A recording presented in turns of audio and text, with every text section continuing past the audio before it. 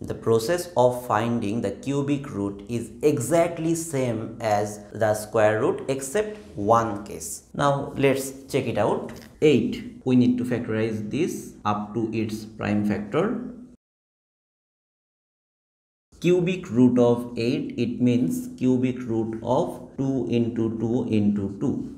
While calculating the square root, we wrote the prime factors in pairs.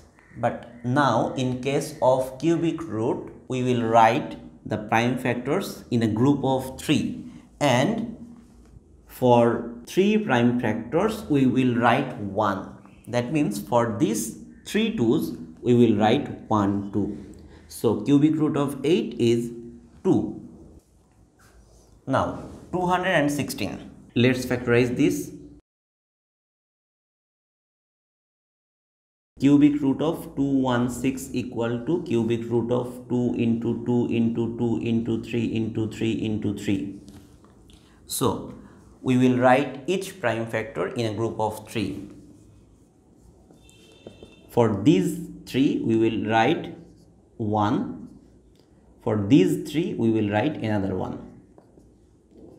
So cubic root of 216 is 2 into 3, that means 6. Now the final example, 125. Let's factorize this. Cubic root of 125 equal to cubic root of 5 into 5 into 5. This is a group of 3 5, so we will write 1 5. So cubic root of 125 is 5. Here we learn another thing. Cubic root of 8 equals to 2. It means 8 equal to 2 cube. Cubic root of 216 equal to 6. It means 216 equal to 6 cube.